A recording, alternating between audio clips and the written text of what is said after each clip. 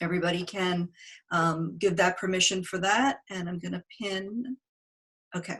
All right. Well, it is an absolute privilege to be here with you. This is such a treat for me because I get to see all of you today. My name is Nicole Kraft. I am the director of Ohio State Sports and Society Initiative, and I am privileged every Thursday to bring you some amazing people who come and talk about their lives and their careers. Many of them are alums, and we're excited. We have 2 alums who are joining us today. Just very briefly, I want to let you know about the Sports and Society Initiative. Our goal is to be able to bridge that intersection where sport and society meet each other and help people better understand the importance that sports plays in our lives. So to that end, we create programmings like this. We also have live events that we do when we're all live on campus. We also develop educational opportunities. We work with sports industry in order to get students career paths. We do research. We report and write on issues related to sport and society.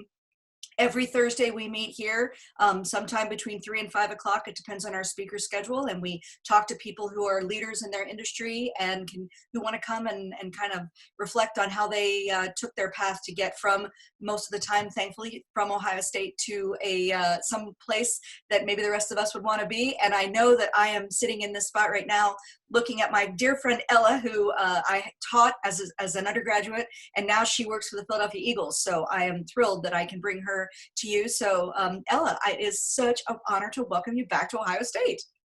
Thank you. This is so awesome. Anybody that knows me knows how much my Ohio State experience means to me. It's everything to me. And I was so blessed to have you for quite a few semesters. So I'm really, really happy to be here.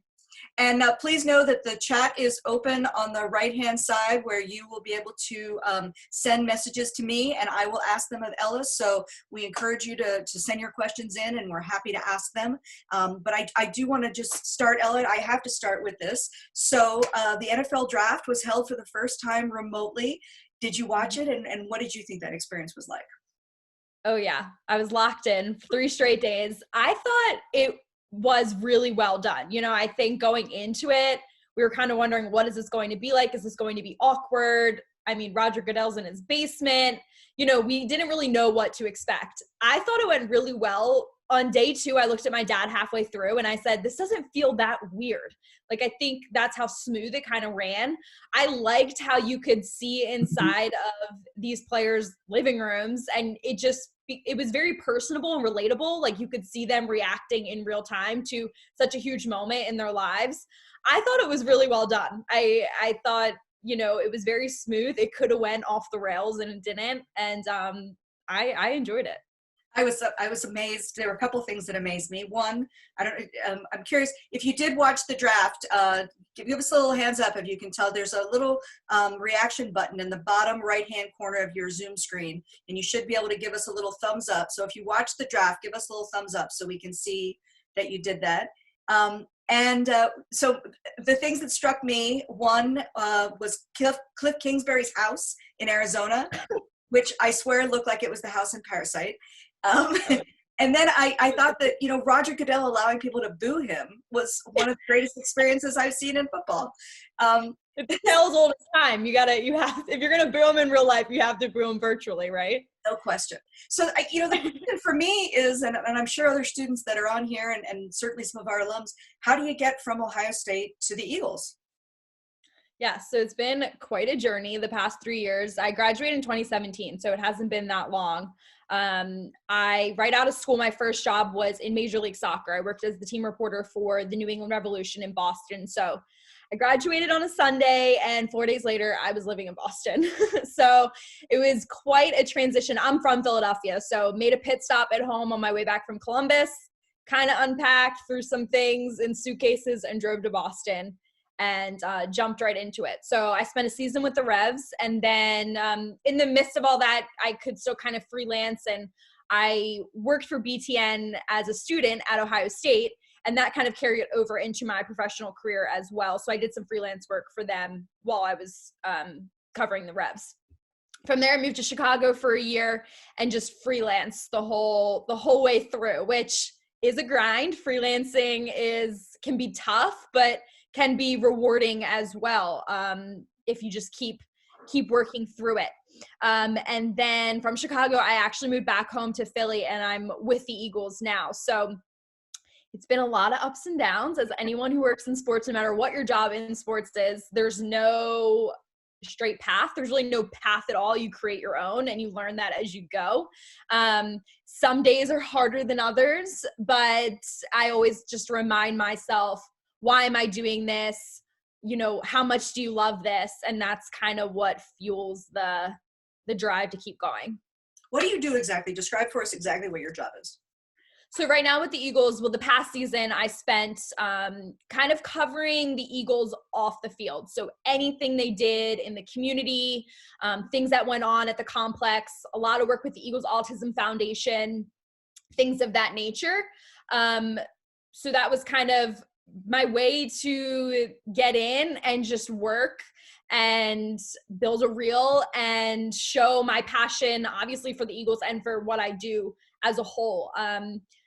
Going into this season, we obviously have no idea what's going to happen. So it's hard to plan for the upcoming months or what my job is even going to look like, because we don't even know what the season, if a season, you know, what that may look like.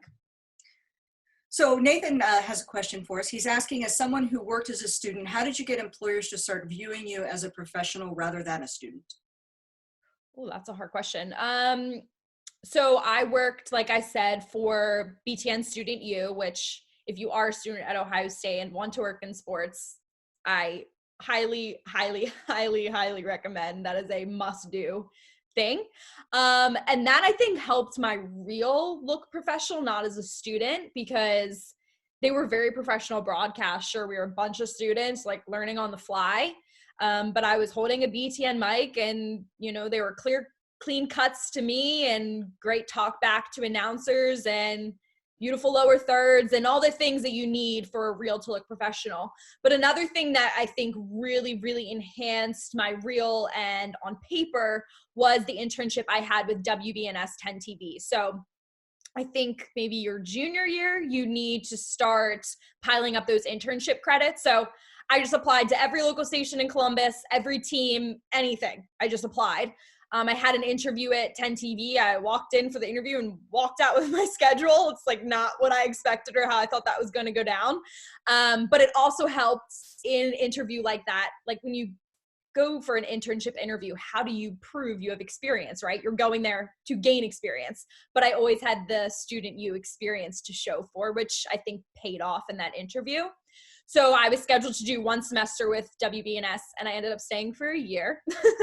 But that's where I learned so much. I mean, I owe the people there what feels like everything, because I learned how to produce and edit and cut sound and B-roll and put together packages. I mean, if I had downtime, they would just give me footage, and I would write my own story and cut the whole thing and voice it and shoot a stand-up in the studio and put that on my reel.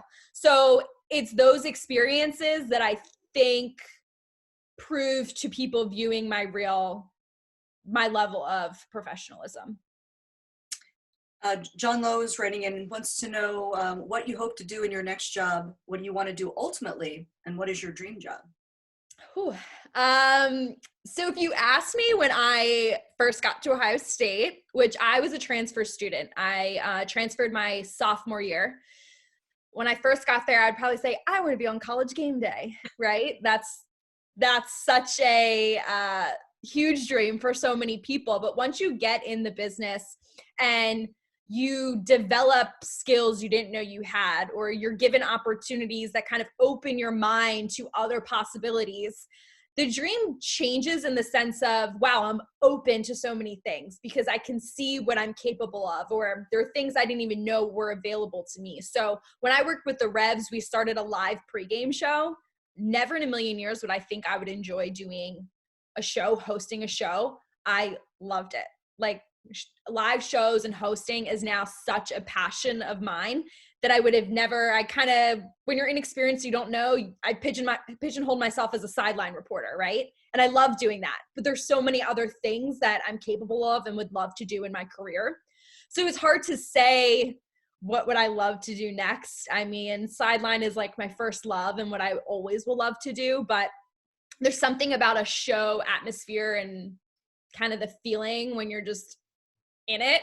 You just gotta go. You gotta go for it. You know, it's live and you just take it as it comes. As much as you prep, it can just go anywhere, really. So it's hard to say like what the dream job is. Recently, there have been a group of ESPN sideline reporters who have been doing this live Facebook show every week that I've been tuning into.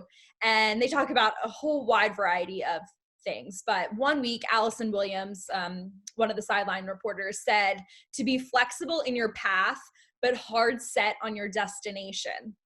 And that spoke to me so much because I feel like even the past 3 years, my path has like gone all over the place. It was not my plan, but I've never lost sight of what that destination is and what I want to achieve. However I get there, who the heck knows, right? But to be flexible in that, like I can get there. You just have to let the path kind of unfold in front of you. What are some things that would surprise us about the job that you have now? When I was younger, I worked for the 76ers, and you know, I had this image of what it would be like to work in the NBA, which in parts it was, but there were so many other things that went on behind the scenes that you're like, wow, I didn't expect this. What surprises you, or what would surprise us about doing the job that you do? I mean, one thing that I love about working in sports in general is getting to know players as people and not as players. So I think that's one surprising thing in terms of when I get to meet these players in person. And growing up in Philly and being from here, you know, people ask me all the time, how's Zach Ertz and how's this person and that person? I get those questions all the time. But I think the surprising thing in all of that is that they're just people. They are, I mean, I see them in the cafeteria. We eat at the same tables. They're just normal people who eat lunch like we do and eat dinner like we do. And they're there to do a job. It just happens to be a high profile job. So I'm sure that's one thing that's surprising. I'm trying to think what else. I think there's this notion about women in sports, how you're supposed to go in there and like prove something and be something. And if you just go in and be yourself, it actually pays off. You know, I think we kind of got into this age of women in sports and you have to prove, you know, you deserve to be here. And I'm not a big talker. I like kind of letting my work do the talking. And so if you just go in and do the work, you deserve to be there. So I think that may be something that's a little surprising because I think some people imagine women to have to be so tough and aggressive in those environments. And you just kind of have to be you. So Megan's asking about the differences in resources between being in the MLS and the NFL, looking at it from the communication side. What were some of the biggest differences that you saw? MLS, I had a lot more free reign. You know, the media attention to Major League Soccer is nowhere near where it is in the NFL. So sometimes media availability is it's me, a coworker, and coach, you know, so your relationship is much different with them. Sometimes, like, I've had a coach come off the field and just say, do you need me for anything? Like, that would never happen in the NFL. So that's obviously a lot different. And being the team reporter, I could pitch a lot more ideas and see, you know, and I would see players a lot more. They were very accessible to me. So even if I had an idea before I even would go to the communications department, I would run it by the player. Like, would you be interested to do this? And just feel it out. So that's very different. I like to see how Major League Soccer is growing so much. And I think it should, deservedly so. I think it's great. I think it's great. It's a family atmosphere. Games are really exciting, to be honest with you. And I loved my time covering Major League Soccer. And I've kept connections with MLS as a whole. So I'll freelance for them sometimes as well. I had a decision day assignment last fall, and that was great. So. We have a really interesting question here. Gary had to bring up the fact that Eagles fans booed Santa Claus. And I have been at a game where things have been thrown at opposing players that were not appealing. So what's it like to attend a game? What's it like to be, in the middle of Eagle Nation there? First, I love that when the Santa Claus thing is brought up because that happened before my dad was even born. So I just find that funny that it's carried on this long. That's kind of like just what people use to jab at Eagles fans. I'm going to be super honest. I did not attend an Eagles game until I was in high school. So my dad was a little nervous. I don't know if I should say this, but he was a little nervous bringing young girls to an Eagles game. Let's just put it that way. So I actually never went until I was in high school. I grew up the biggest Eagles fan in the whole entire world. I lived and breathed it, loved every minute of it. And every year I'd beg to go to a game and I was not allowed to go. So not until high school. I think it's super fun, but I'm not an opposing fan, right? So it's easy for me to say it's a great atmosphere. I mean, there's something to be said about the passion. I'm sure there are other cities that players wish they played for more passionate fans. I'm sure of it, right? So from a player's perspective, especially when they're doing well, I know they love it because how could you not? I mean, this city, lives and breathes the Philadelphia Eagles. But yeah, there's definitely passion for sure. I'm just going to stick with the word passion. I think that's all we need to say. Megan brings up another question. You mentioned about your dad not wanting you to attend a game. Mm-hmm. I've had the privilege and the challenges of working in a male-dominated sport. Yeah. And it can be a really interesting experience. So what has that been like for you, working in a male-dominated sport? And then Megan's also asking if you think that players respond differently to you than they might to men in the similar position. Sure. So when I first entered the business, I was 22 and college just spit me out 4 days before. So I definitely went in with my armor on, like ready to go and take whatever was going to come my way. And slowly that armor shed a little bit as I got more comfortable and confident. It's a hard business when you're kind of you're learning about yourself and trying to build your own confidence while also being in front of a camera and open to people's opinions and things like that. That can be hard, of course. I'm very fortunate and I've, for the most part, have been in situations where there's a lot of mutual respect and I feel very comfortable and a valued team member. You're always going to have a player who's inappropriate. That's just, I'm not justifying that and saying that's okay. But unfortunately, I've been in uncomfortable situations. And it's, in my opinion, it's how you react and respond in those situations. Like when you walk into a locker room and guys are changing and that can be super uncomfortable, how you handle yourself, I think shows to them why you're there and who you are, right? So if you go in and you're kind of playful and making jokes or thinking it's funny, you're sending a message to them that I think is not the right message, if that makes sense. And it's funny, since I left the Revs, some of my coworkers have commented on how I was all business with the players and they would never think to cross me. But there were players that we got along great and we would talk and ask about their kids and their wife, and that was wonderful too. So it's hard to find that balance, like, how much can we be friendly without it going the wrong way or sending the wrong message. You wish it didn't have to be that way, but sometimes it is. And,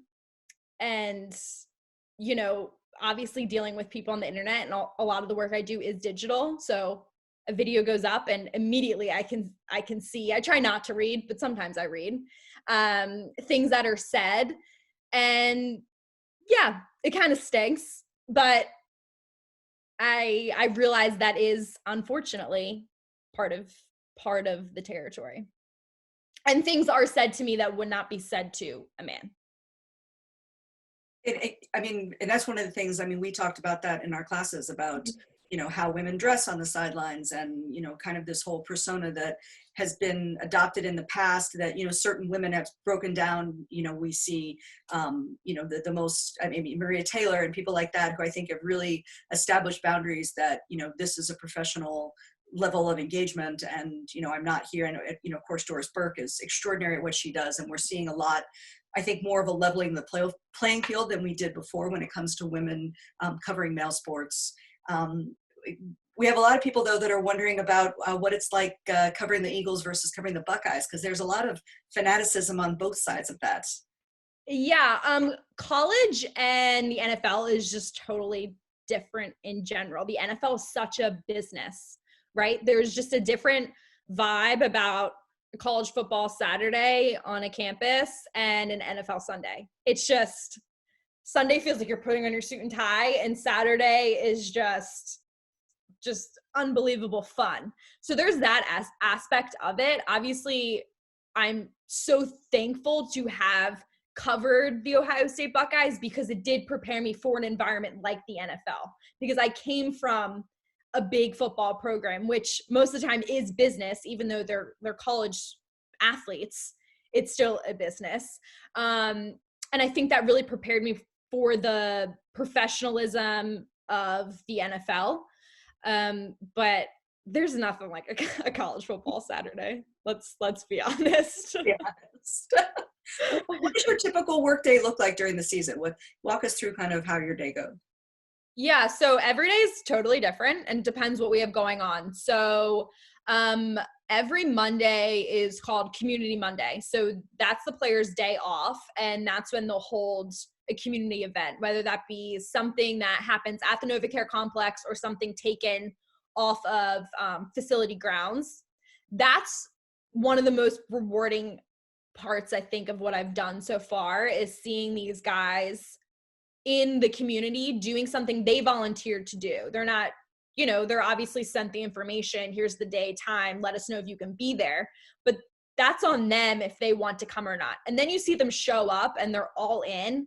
And that's really cool about my job, because then I get to tell that story and show them in that light, especially on a Monday after possibly a loss, to see guys show up, which can be hard to do, especially in Philly, when if you lose, people are not happy around here.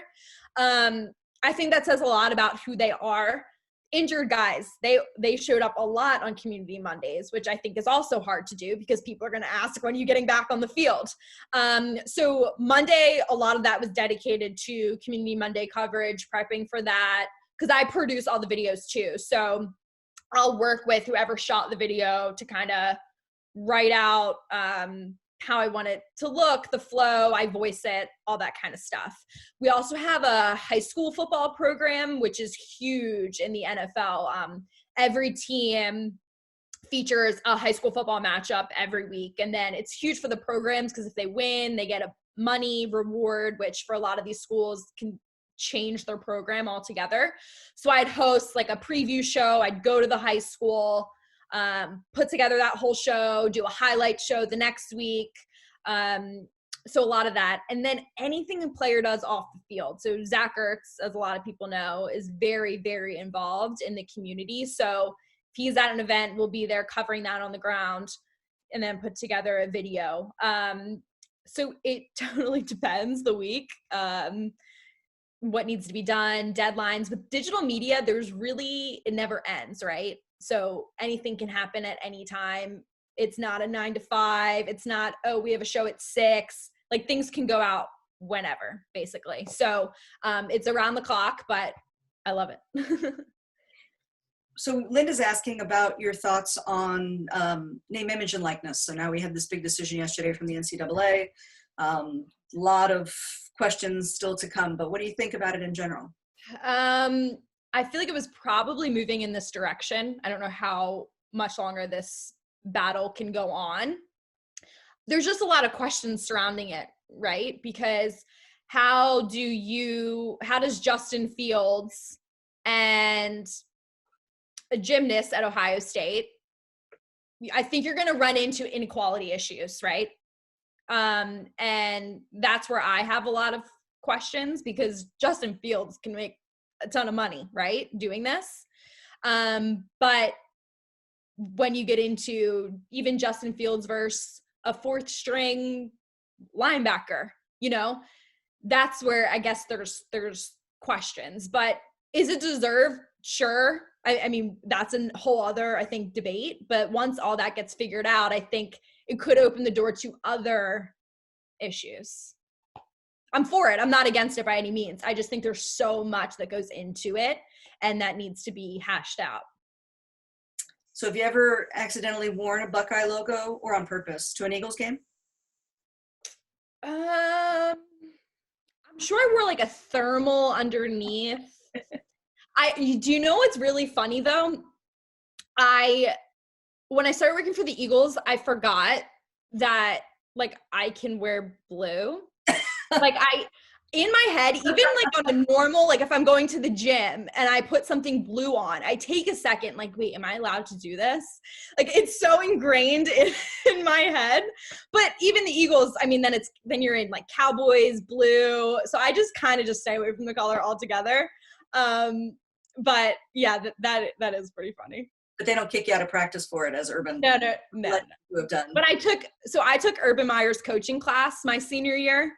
And it was held at the Woody, and first day class, he was like, no blue in this building. So I just played it so safe and just had to take sweatshirt, leggings every day, just same outfit. I came to class looking exactly the same.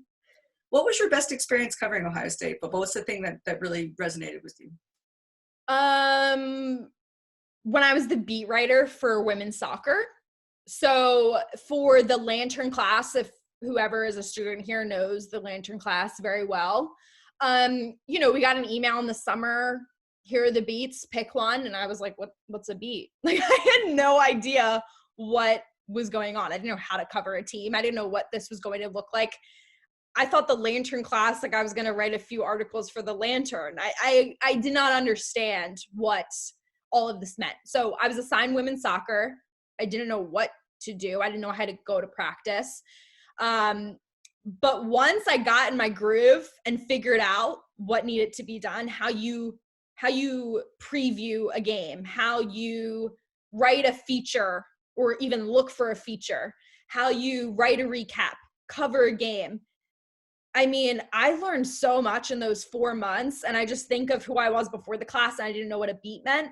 And by the end, I mean, I would go to practice and they would all say hi to me and know my name because I learned how to just be there and be present and how to like find the stories that no one else knows, right? I think that's what's so cool about being a journalist is that you get to share with people something that they don't know. Like, I love that. How to build a relationship with a coach, especially in college. They're protective of their athletes as they should be. How do you earn her trust? And by the end, after a soccer game, she always would come right over to me. Like she knew the drill. This is what we have to do. And I'll never forget the last game I covered. I started walking away and she said, hold on. And I turned around and she said, will you be here next year? And I was like, oh my gosh, I did it. You know what I mean? Like I figured this out. I figured out how to do this. And I just felt like my growth over those 4 months was enormous. I mean, at first I was thinking, I want to be in broadcasting. I don't want to write, but that's not the point. It's what I learned and how it all carries over to broadcasting. That just was so, so valuable. So if you had one last piece of advice to offer our students who are on here who want to follow your path, a 2-year trajectory from Ohio State to the NFL is pretty good. What would you tell them to do? Take advantage of everything that's there. Even the example I just gave, I didn't want to be a writer, but look what that experience did for me. Because when I first started working for the Revs, I channeled everything I learned being a beat writer for the women's soccer team. So not everything might fit your ultimate goal, but it's going to help in some way, shape, or form. Like you were at Ohio State. I mean, the athletics are beyond, what most people could even imagine. And it's taking advantage of those opportunities. I remember you offered one class you were going to cover the Little Brown Jug race. And you offered if any students wanted to come. I signed right up. I will be there. I know nothing. We had the best time. Yeah, we did. It was awesome. It was awesome. But those are those opportunities. You have a professor standing in front of you saying, here's an opportunity. If you want to come, I'll be there. You do it. You jump on it and you do it. And that's like my biggest piece of advice is just jump 2 feet in and figure it out, right? You're almost always going to be baptized by fire, but who cares, right? You sink or swim. Just keep swimming. What a great piece of advice. I am thrilled that you were with us. Thank you so much. It is such a pleasure. So much. And I'm sure. And if any students are on here and ever want to reach out or ask any questions, Nicole has my information, or you can find me on social media. I'm happy to talk to anybody or answer any questions anytime. Awesome. And we will be talking to you again soon, I have a feeling. Yes, well, definitely. Go Birds. I won't ask you to sing the Eagles fight song, but you are both having it run through our heads right now. All right. Thank you so much, guys. See you later. Good.